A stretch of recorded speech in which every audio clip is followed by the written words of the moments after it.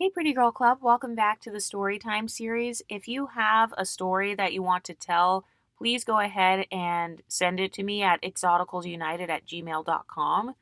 But this pretty girl says, "Hello, Exoticals. I love your channel and how you talk about the struggles of pretty girls, and I feel very heard with the stories and topics you talk about. I wanted to tell you about my experience with pretty girls and having friends. I am 19 and a mixed Bahamian, Cameroonian, Bantu, and Irish. I will put a picture to show you. A lot of people think I look like Sky Jackson, but I don't know. Anyway, to the story, back in high school, I was with a group of friends who were kind of the basic teenager types of kids. I was trying to find friends because I struggle to find friends not only due to how pretty I am, but also my personality and being Christian or spiritual. There were a few incidents of this group where they would say backhanded things like, I look innocent, or I'm too pretty and I should model. I found out from my dad that my great grandma and her daughter, which is my grandma, were models, and they look exactly like me. But then the girls in the group talk about the guys they talk to and sleep with, and always bring up the fact that I'm innocent and a virgin, which sometimes makes me uncomfortable. However, one day I was talking to them about how I liked this guy who was older than me, and that we talked, and they bashed me about it, saying I have daddy issues, or I'm too pretty to date, or I'm trying to start a hoe phase. They spread it to the other people, and that was my last strike with them, and then I cut them off. Now a few of the girls try to contact me, but I haven't answered them. I have other stories to tell another time. Thank you for everything and stay pretty and positive." Yeah, has anybody noticed the MLS whore stereotype? A lot of times I just feel like exoticals, we are the standard of dating. And so women who have this femcel mindset, they have a tendency to kind of compare themselves to you.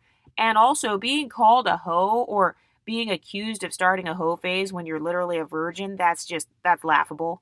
That has actually happened to me as well. I don't sleep with a lot of guys, but I've also been accused of being a whore.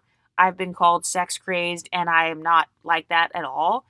So I think that's really a shaming tactic. Like a lot of women, they're afraid of you being their competition.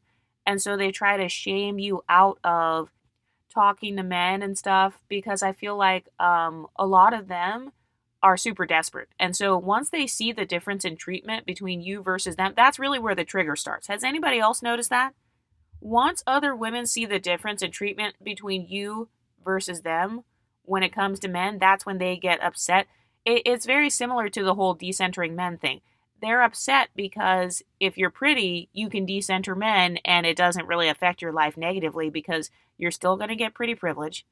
You still get chased anyway. You're probably still going to be receiving gifts or having men trying to treat you special so they can get something out of you. So a lot of girls with this femcel mindset, they will use any tactic in the book to try to make you feel uncomfortable. They want you to feel ashamed about your body because I've also noticed some of them will talk shit about the clothes that we wear too. Like this has happened to me too, where if I wear a belly shirt, suddenly I'm a hoe or I'm trying to draw extra attention to myself. And it's like, this beluga over here wears belly shirts and booty shorts every day and nobody says anything.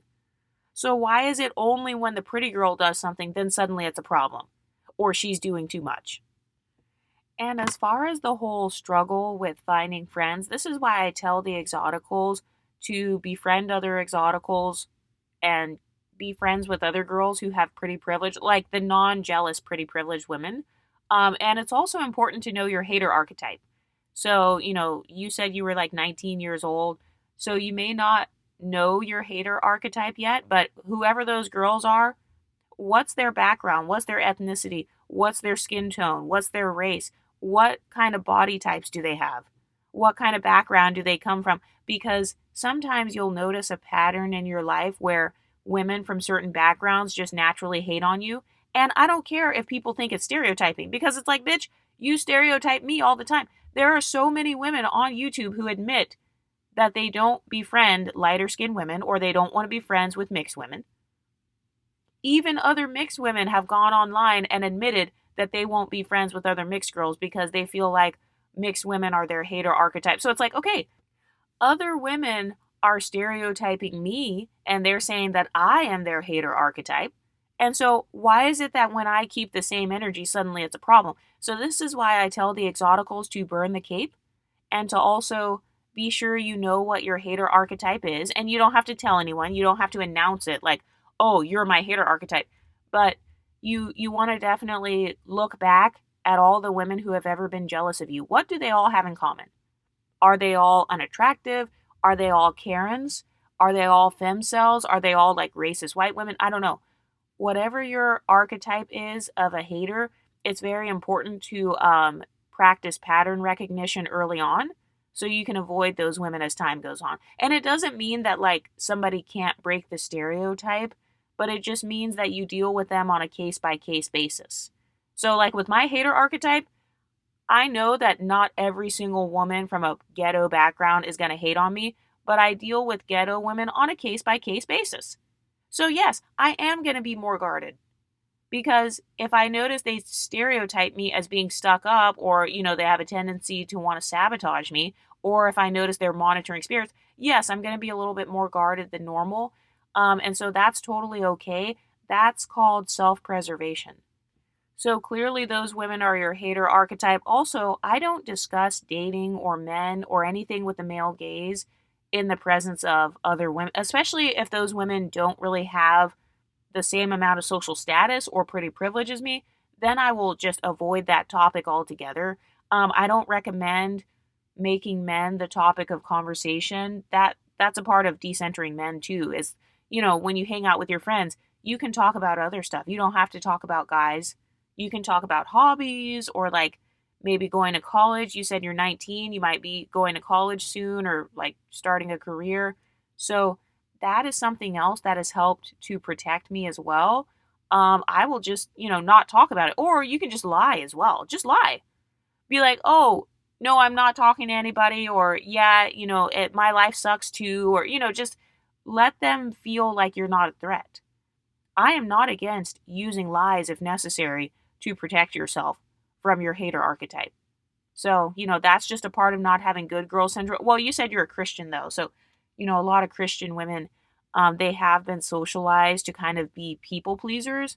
And so I would look at that as well.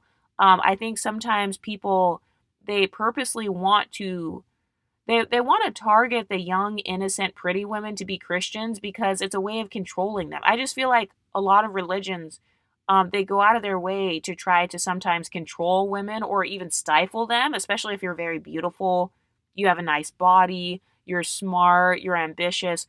I feel like, in my experience, because I also, I've been around WASP culture, which is like a Protestant, so Christian. I just feel like in Christian culture, at least in my hometown, a lot of them were very threatened by beautiful, like gorgeous, smart, ambitious women. And so sometimes they would try to gaslight you. So it sounds like that's what's happening here with the friends saying, "Oh, you're going to turn into a hoe. You're starting a hoe phase."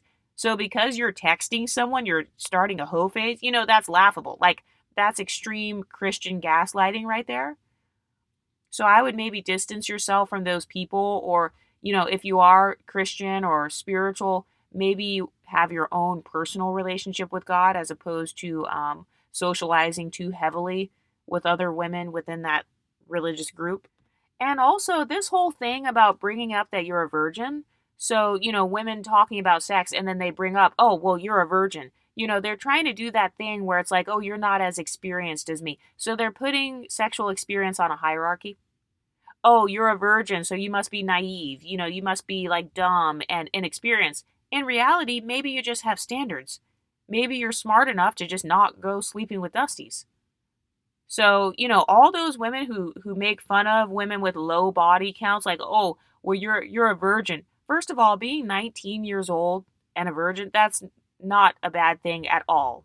That's totally normal. There are plenty of teenage women who haven't slept with anyone. So that's nothing to be ashamed of. So I would say if people are trying to make you feel ashamed of that, then yeah, those people need to be cut off immediately. They just want you to be miserable like them. Misery loves company. So those women who slept with those guys, what I would do is I would actually ask them, okay, where did that get you? So I'm a 19-year-old virgin. You slept with a bunch of guys, and where did that get you? And what did you get out of sleeping with these dusties? you want to brag about how many men you've been with and then make it like something's wrong with me for not sleeping with anyone, yet you're in the same boat as me. You're over here stalking my phone. You're over here accusing me of having a hoe phase. No, that's what you would do if you were as pretty as me. You would have a hoe phase. If you had the access to options or this pedestal that I have, then you would have a hoe phase. So that's projection. But what do you ladies think? Let me know in the comment section and I'll talk to you next time. Stay pretty, ladies.